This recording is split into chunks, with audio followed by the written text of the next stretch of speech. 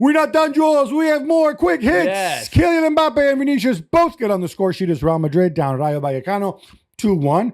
Jules, not the greatest performance, but as Carlo Ancelotti points out, most of the sides involved in the Champions League either drop points or had to come from behind. Yeah, absolutely. We said it often enough on the show. It's sometimes difficult when the Champions League is back-to-back.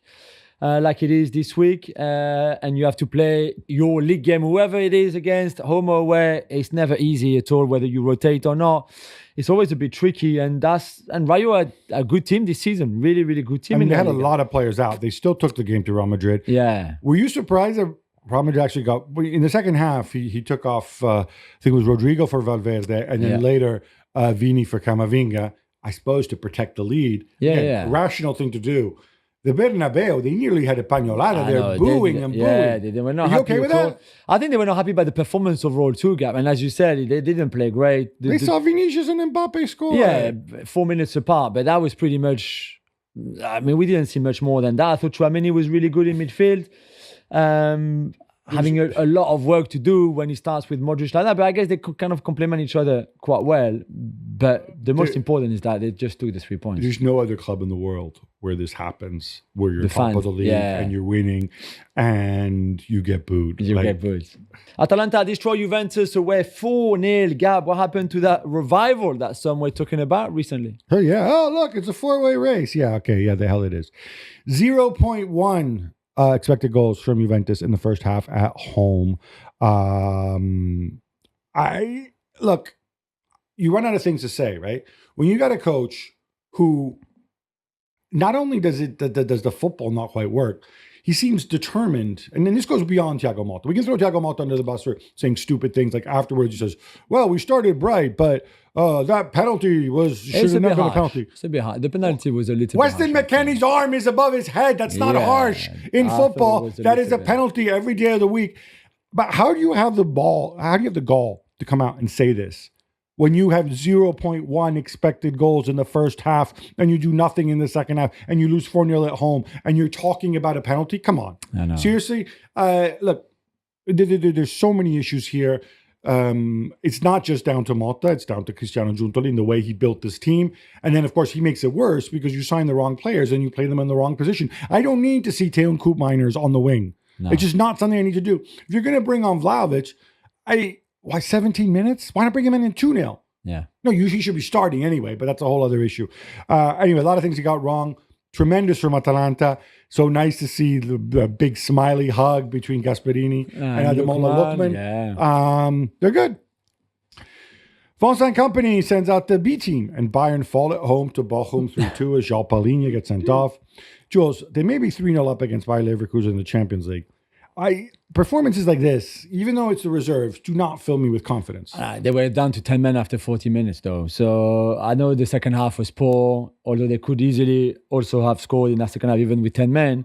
But yeah, it's not good, I guess. The vibe is bad, Jules. Yeah, true. These guys are on the pitch. It's like you think like, oh, look, let me prove Kompany that I deserve to be in the team. Yeah, no. But maybe they also know that they're not going to play anyway the second leg against Bayer Leverkusen, and they're not going to play much now that they've been cruising in the league, or they're going to play those kind of games against Bochum or Kiel or those kind of teams.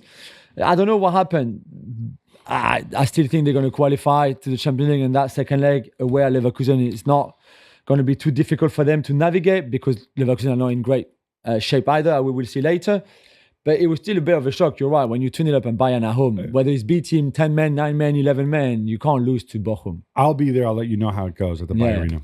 Paris Saint-Germain beat up Rennes away 4-1. Though the last two from Ousmane Dembele came in garbage time.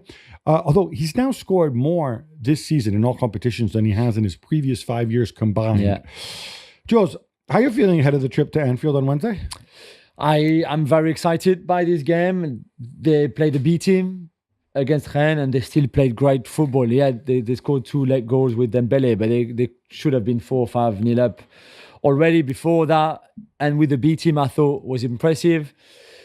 So they literally everything from a PSG point of view is all the lights are green, everything. They're going there with no fear, I think, with the desire. I'm not sure if they will do it, but certainly the desire to take the game to Liverpool and to impose their style like they did in the first leg, I think it's going to be very difficult. Not many teams can go to Liverpool or to another top club and play their game when the game is like this. You think the Liverpool and the club, the Barcelona and the Guardiola, and the City and the Guardiola, those kind of teams go away and they play home or away exactly the same way, and they are as good and as dominant home or away.